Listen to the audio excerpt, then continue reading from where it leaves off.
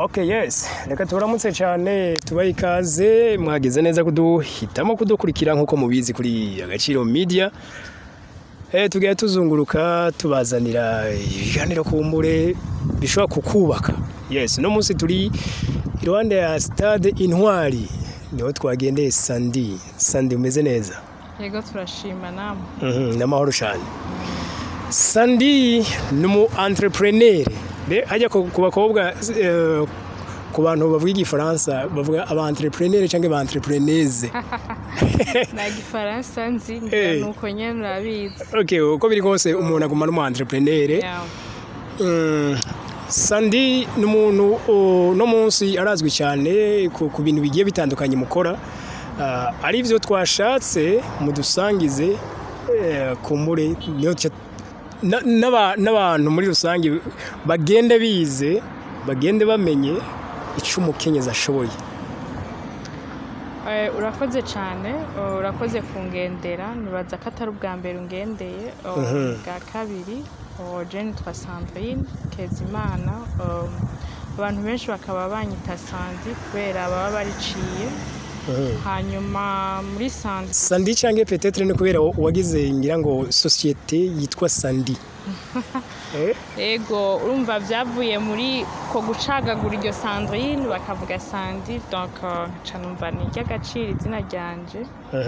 Rero nka societe ndayita izina ryanje. Hanyuma muri Sandi dukora ibintu byinshi cyane gose. Turafise Sandi products, turafise Sandi Salon, turafise Sandi Beauty Clinic, urumva n'ibindi bizoza biraza. Ariko kugira ngo ndibaza udufashe cyane gutahura uvuze ngo Sandi Products no kuvuga niki?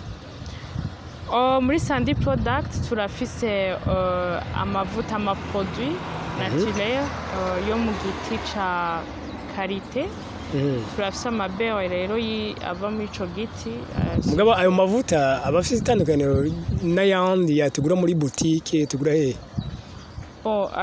Itandukaniro nuko ari amavuta, donc na mavuta yo muri beurre yo mu giti ca karite, donc na mabere yo muri ico giti. Ava mu mafruit, arava mu mizi y'ico giti. Urumva hanyuma uyakoze havuyemo iyo beurre niyo umuntu yisiga.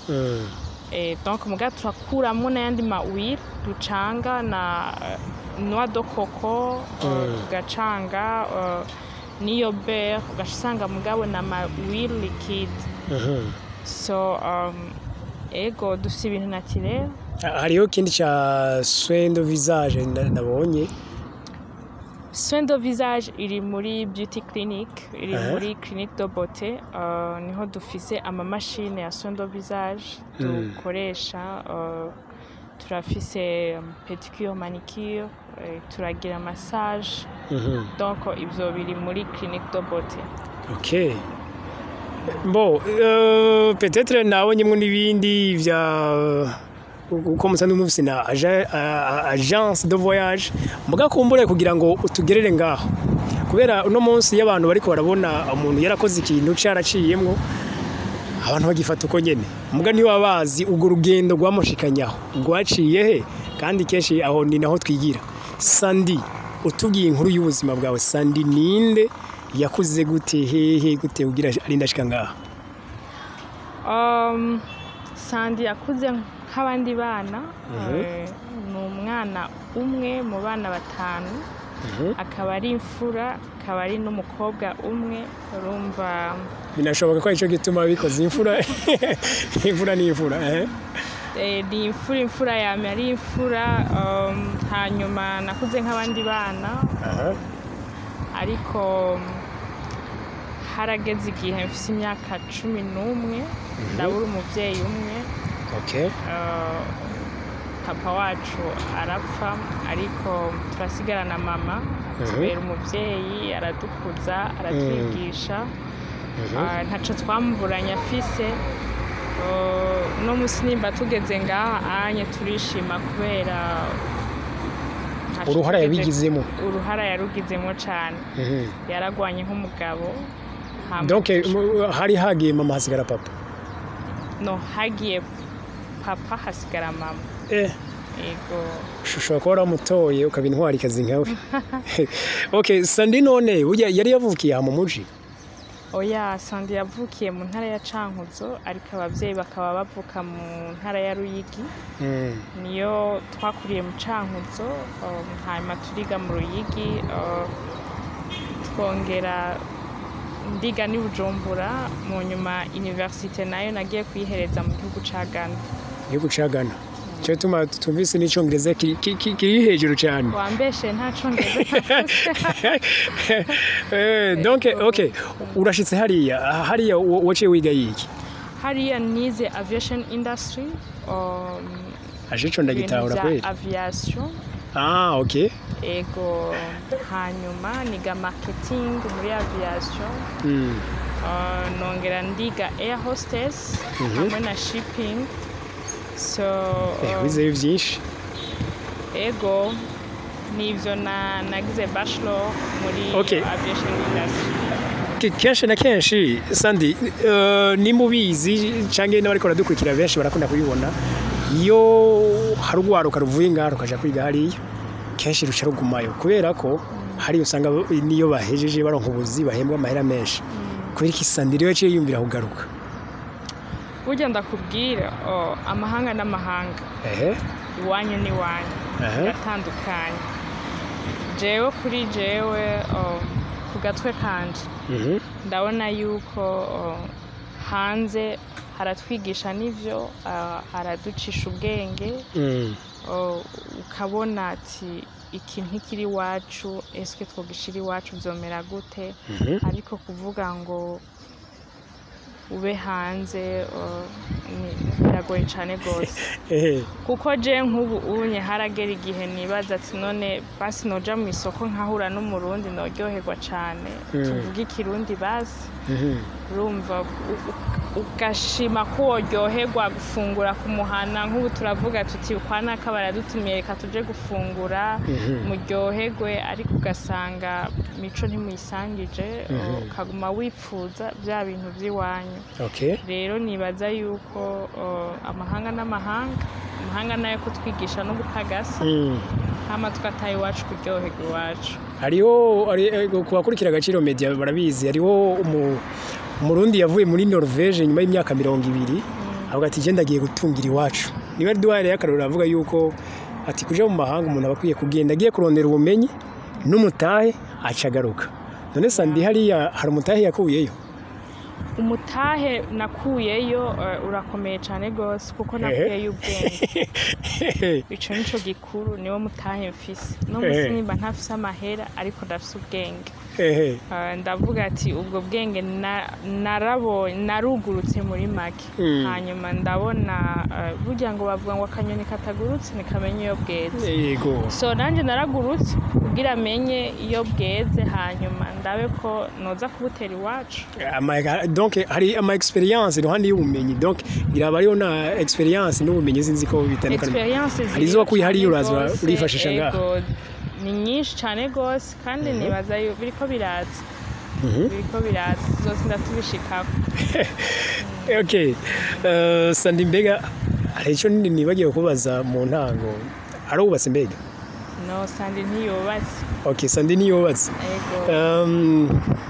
Hariyo abantu bakunda kuvuga yuko kenshi ngo iyo umuntu afise amafaranga ngo basore barakunda kumutinya. Nizere ko Sandi. Okay.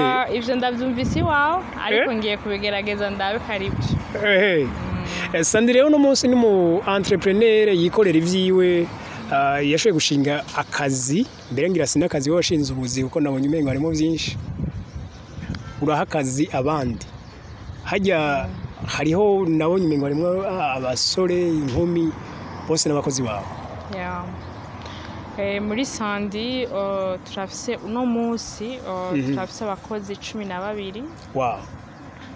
Donc hari imiryango dutunze kuko nabo baradufasha. Wow. Niteka kuri Sandi. Wow. Yego. Ariko aradukurikira bavyumve. Numwigeme mu byumve neza vraiment. Abandi bigeme bakunda kwizera ngo niwahura n'umusore yafise kizoca gicamo icubuzima kizoca cuguruka mugasandi yarabikoze ku giti ciwe peut-être ashobora guhura n'uwundi rero umwe azaniki undi azaniki sandi sinzi rero udutomore neza neza kugira ngo izi service usanzwe utanga abantu bazigane bazinze donc uzidusobanurire muri make neza uko bimeze nakubwiye ko muri sandi dufite byinshi mpereye kuri agence de voyage ndifuza yuko abantu bamenya ibyo dukora mu byo dukora ni uguhimiriza kumenya igihugu cyacu gutembereza abantu bamenye tourisme bamenye ibigizwe igihugu cyacu uri kuvuga ku banyamahanga canke no ndiko mvuga na twebwe kuko ndibaza wowe nimba uvuka i Bujumbura peut-être umucankuzo ntahuzi ko yuko uza kumenya umucankuzo ukahamenya tukakwereka mu Ruyigi tukakwereka mu Rutana hehe hose ukahamenya kuko nawe ndisiyo uriko urazunguruka i Bujumbura ariko ruguru ntahuzi donc nico gituma agence yanje nifuza umuntu wese avuga tuti shaka kumenya yindi ntara shaka kumenya ibiyigizwe shaka urazi ko igihugu cacu kiratunze cyane ariko kugira ressources za uyimenye nuko vraiment uba uri umuntu wa deja ari abikunda uri passion donc